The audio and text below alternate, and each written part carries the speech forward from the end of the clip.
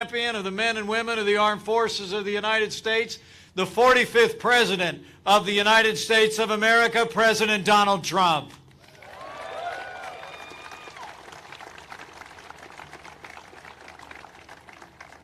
Every time I tell the President that I'm going to have a chance to be among our troops, he tells me the same thing.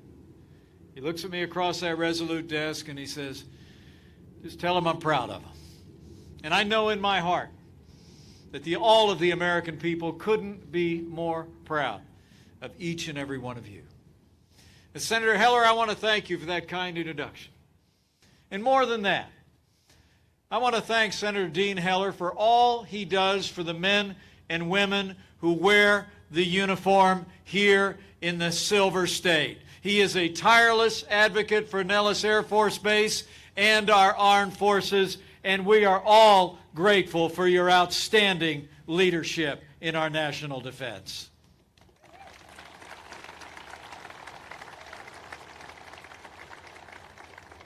Let me also say I'm grateful to be joined as well by a strong leader for Nevada and for Nellis Air Force Base. Himself a 7-year veteran who served in Iraq and Afghanistan.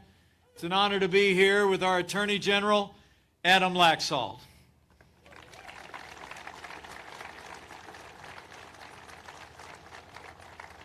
You know, the good book says that if you owe debts, pay debts. If honor, then honor. If respect, then respect.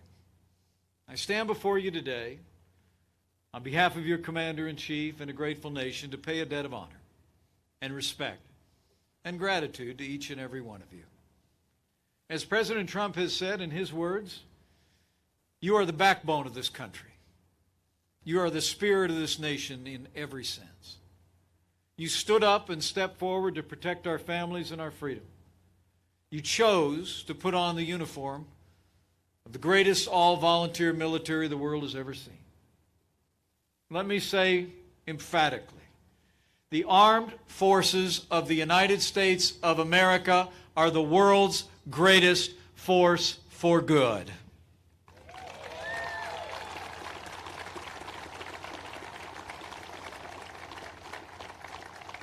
And you chose to be a part of that force, to follow in the contrails of our nation's greatest heroes. You chose to do your part in this time, to leave a legacy of freedom for generations yet to come. And while you come from the rest of us, I know you are the best of us. So give yourselves a round of applause for stepping forward to wear the uniform and serve the United States of America. Thank you for your service. Let me also take a moment to thank all the loved ones, the family members who are here with us today. I know that you chose to enlist, but it's families who serve. So would you join me in showing a round of applause and appreciation for all those who stand by you, who pray with you, and who make your service to America possible every day. Let's give our families a round of applause.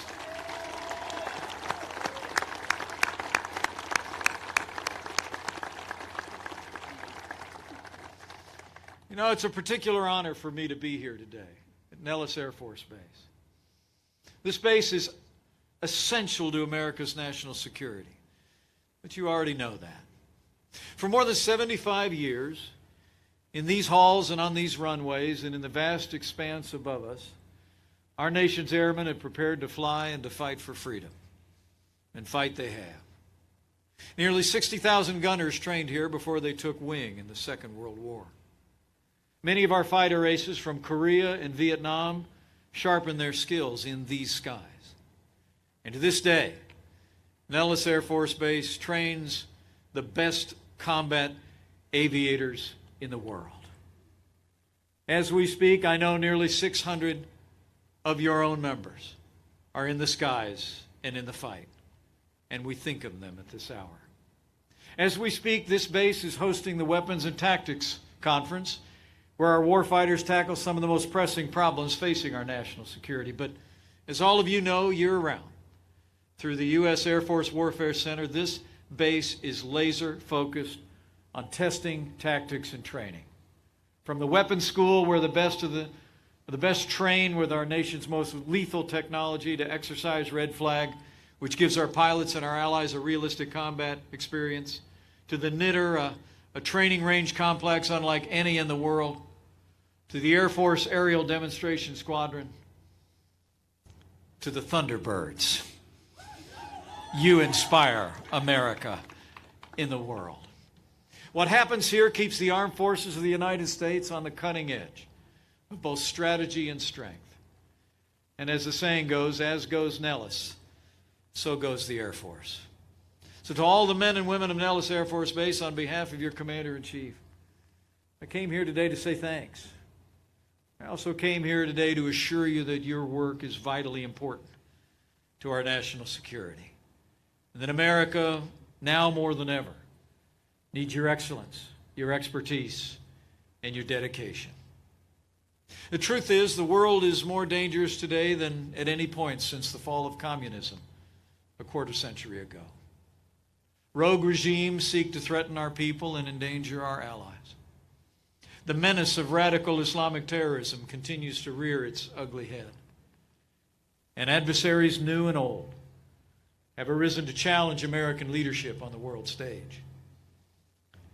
In these dangerous times, it's you, the men and women of the armed forces, warfighters, tacticians, and trainers of Nellis Air Force Base, who must continue to push the boundaries of American strength, and who will be called upon to defend our freedom from any who would threaten it. And today, let me assure you, President Donald Trump has your back. In fact, I believe when the history books are written, they'll show that President Trump was the best friend the armed forces of the United States have ever had. In the first 6 months in office, our president signed the largest increase in military spending in nearly 10 years. And just last month, with the strong support of Nevada's representatives in the Congress and Senator Dean Heller, President Donald Trump signed the largest investment in our national defense since the days of Ronald Reagan.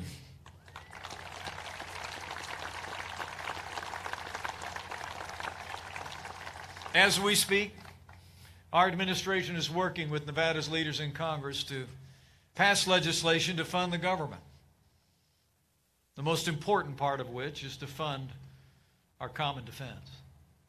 Within the next week, Congress will face a deadline for funding the government and funding our military. As the men and women of Nellis Air Force Base know all too well, the budget sequester placed a tremendous burden on our military for the past 5 years. It forced deep cuts in our defense budget. It prevented the investments in innovation we need to expand American strength. But those days are over. And thanks to this Commander-in-Chief, the era of budget cuts to the armed forces of the United States is about to end.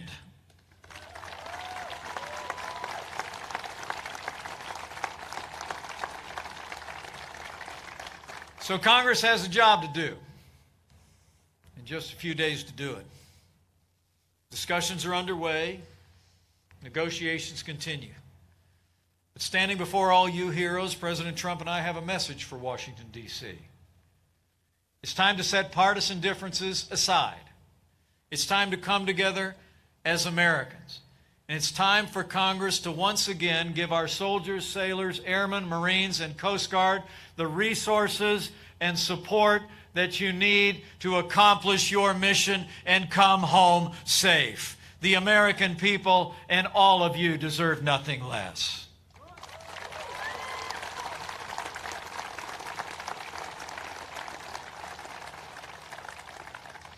You know, we must keep President Trump's promise to make the strongest military in the history of the world even stronger. Because as the men and women of Nellis Air Force Base know, we can only be assured of peace through strength. With renewed strength, America is once again standing with our allies and standing up to her enemies. Now, there's no greater threat to our people and our way of life than the menace of radical Islamic terrorism. But at this very moment, with the leadership, support, and courage of warfighters who trained here and those that are gathered here. I'm pleased to report that we are taking the fight to terrorists as never before, on our terms, on their soil.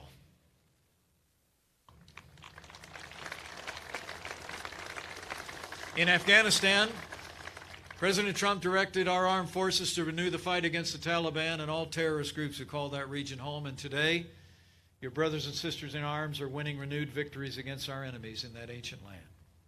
We've put the leading state sponsor of terrorism on notice. President Trump has made it clear that we will no longer tolerate Iran's attempts to sow chaos across the wider world.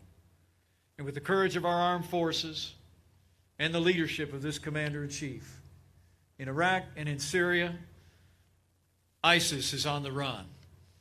The capital of its so-called caliphate has crumbled, and we will not rest, we will not relent until we hunt down and destroy ISIS at its source, so it can no longer threaten our people, our allies, or our way of life.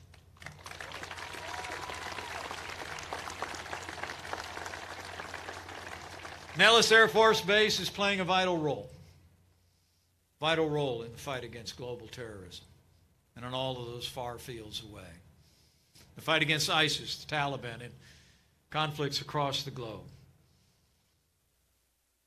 It's Nellis Air Force Base that's making a difference. And the warfighters who train here, who deploy from here. And some of you who are gathered here today who are preparing to deploy even as we speak, are taking freedom's fight to the enemy.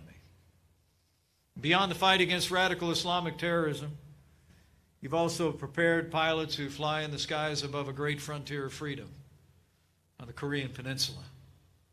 In the face of ongoing threats and provocations by the regime in North Korea, I can assure you, the resolve of the United States is firm. We will continue to marshal economic and diplomatic pressure to demand that North Korea abandon its nuclear and ballistic missile programs. But as President Trump has made clear, all options are on the table. Our enemies should never doubt the capabilities of the armed forces of the United States of America. And any who dare threaten our nation should know that while Americans always seek peace, if we are forced to defend ourselves and our allies, we will do so with military power that is effective and overwhelming, and we will win a victory for freedom.